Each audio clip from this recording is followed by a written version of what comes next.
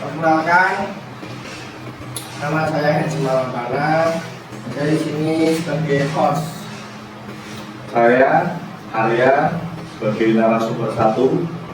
Saya Muhammad Rizky sebagai narasumber 2. Saya Reni sebagai kameramen. Saya Nafita sebagai penulis naskah. Perkenalan, nama saya Hanidah Hawasani sebagai editor video. Selamat datang. Gimana, mau minum apa? Aku orange juice. Saya es teh aja biasa. Sama itu gorengan nih, gorengan. Kalau ada. Gorengan. Naf. Tiga. Lo kemegaan.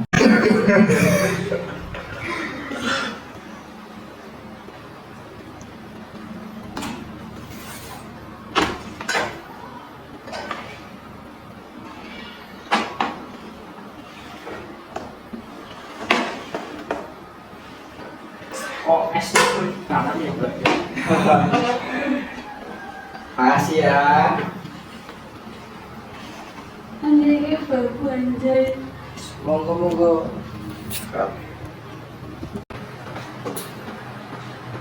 Guys, assalamualaikum warahmatullahi wabarakatuh. Di sini kami kelompok 6 akan membuat podcast yang berjudul membahas tentang buku Bumi Manusia yang diciptakan oleh Pramudia Anantapa. Oke, sebelum kita membahas buku ini, dari kalian berdua ada pembukaan untuk membahas buku Bumi Manusia? Bumi Manusia adalah novel pertama dari tetralogi buku karya Pramudia Anantatur. Novel ini menceritakan kisah Minke, seorang pribumi yang bersekolah di HBS Hooger Burger School, sekolah menengah Belanda di Batavia pada awal abad ke-20. Minke adalah sosok yang kritis dan berani menantang kolonialisme Belanda. Dari masnya? Jadi menurut saya Bumi Manusia juga mengangkat tema-tema yang penting seperti rasisme, diskriminasi, dan kebangkitan nasionalisme. Novel ini memberikan gambaran tentang kondisi sosial dan politik Indonesia pada masa kolonial.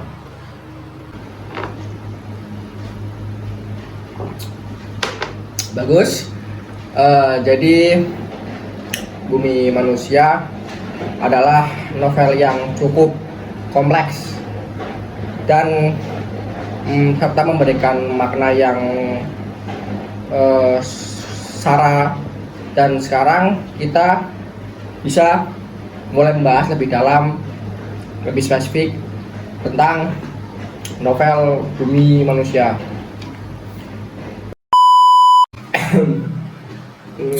Menurut saya dari novel Bumi Manusia ini ada salah satu aspek yang menarik dari karakter Minke, karena Minke itu adalah sosok yang kompleks dan penuh kontradiksi, dan ia adalah seorang pribumi yang berpendidikan tinggi, tetapi ia juga masih terikat dengan tradisi dan adat istiadat Jawa, dan ia adalah seorang pejuang kemerdekaan, tetapi ia juga seorang pecinta wanita. Kalau semisal dari kalian berdua, menurut kalian tuh bagaimana?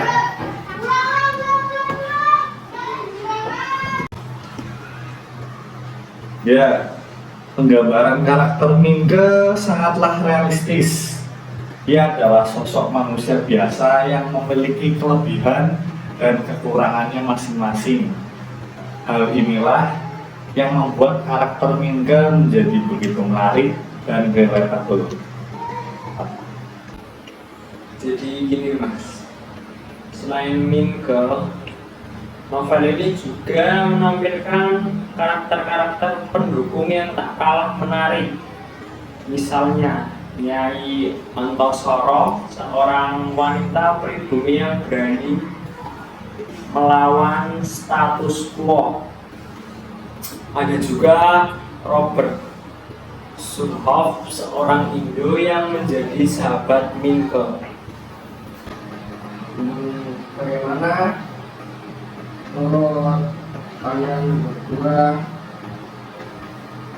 tentang buku manusia? Dan saya ingin meminta kalian saran untuk buku manusia. Menurut saya, pesan utama Bumi Manusia adalah tentang pentingnya perjuangan melawan ketidakadilan. Minke adalah sosok yang berani menantang kolonialisme Belanda, meski ia harus menghadapi berbagai macam rintangan. Saya setuju dengan pendapat Mas Arya. Bumi Manusia juga mengajarkan kita untuk selalu kritis dan tidak mudah menyerah. Minke adalah sosok yang tidak pernah berhenti belajar dan berjuang untuk mewujudkan cita-citanya.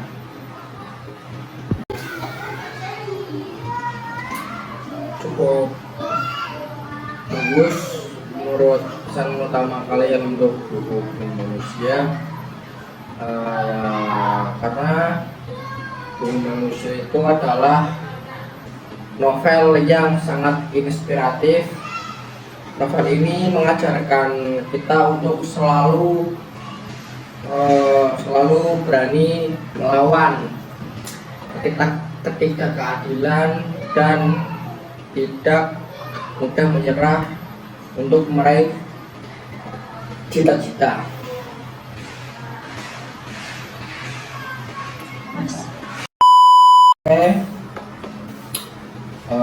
Dari tadi kita membahas buku manusia dan memberikan pesan utama dari buku manusia. Sekarang dan kali ini kita akan melanjutkan pembahasan kita tentang novel legendaris karya Pramoedya Anantathur.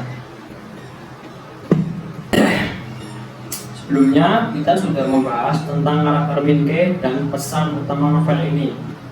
Sekarang saya ingin mengajak kalian untuk membahas tentang teknik-teknik tulisan yang digunakan oleh Pramoedya. Benar, Pramoedya adalah seorang penulis yang sangat piawai dalam menggunakan bahasa. Ia mampu menciptakan atmosfer yang kuat dan menarik pembaca ke dalam dunianya.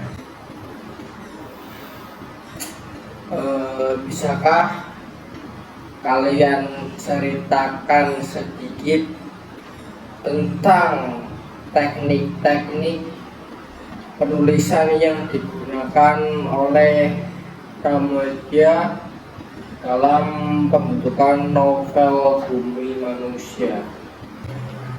Salah satu teknik yang sering digunakan oleh Pramoedya adalah foreshadowing. Ia sering memberikan petunjuk-petunjuk kecil tentang apa yang akan terjadi selanjutnya. Hal ini membuat pembaca penasaran dan ingin terus membaca.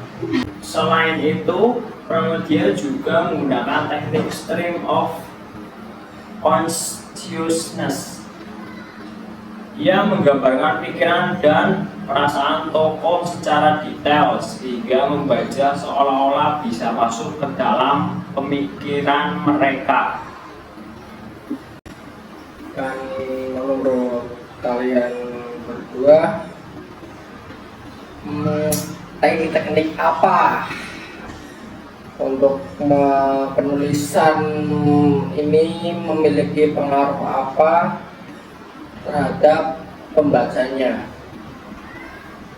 Teknik-teknik penulisan ini membuat Bumi Manusia menjadi novel yang sangat imersif. Pembaca seolah-olah dibawa ke Batavia pada awal abad ke-20 dan ikut merasakan pengalaman Mingke dan tokoh-tokoh lainnya. Saya setuju dengan Mas Arya. Teknik-teknik ini juga membuat pembaca lebih memahami motivasi dan tindakan tokoh-tokoh. Ya, teknik-teknik penulisan Pramudia memang sangatlah memukau. Ia mampu membuat novel yang tidak hanya menarik, tetapi juga memiliki kedalaman makna. Selain teknik-teknik penulisan, kita juga bisa membahas tentang relevansi bumi manusia di masa sekarang. Meskipun novel ini ditulis pada tahun 1939, tetapi tema-tema yang diangkat masih sangat relevan dengan kondisi saat ini. Bumi Manusia mengajarkan kita tentang pentingnya melawan ketidakadilan, kesetaraan, dan kemanusiaan. Benar sekali, kita masih hidup di dunia yang penuh dengan ketidakadilan. Oleh karena itu, pesan-pesan yang disampaikan oleh Bumi Manusia masih sangat penting untuk kita dengar. Ya, saya harap agar novel Bumi Manusia bisa terus dibaca dan dipelajari oleh generasi berikutnya. Semoga novel ini bisa memberi makna dan pelajaran bagi yang membacanya. Oke, kali ini kita cukup dalam pembahasan novel Bumi Manusia. Kita cukupkan untuk pembahasan ini, dan saya ucapkan terima kasih kepada kalian berdua yang sudah datang ke podcast kali ini. Dan saya juga berterima kasih kepada Mas Handsome yang telah mengundang kami berdua dalam podcast kelompok 6 yang berjudul Bumi Manusia. Saya juga mengucapkan terima kasih yang sangat banyak kepada Mas Handsome yang telah mengundang kami di acara podcast Bumi Manusia.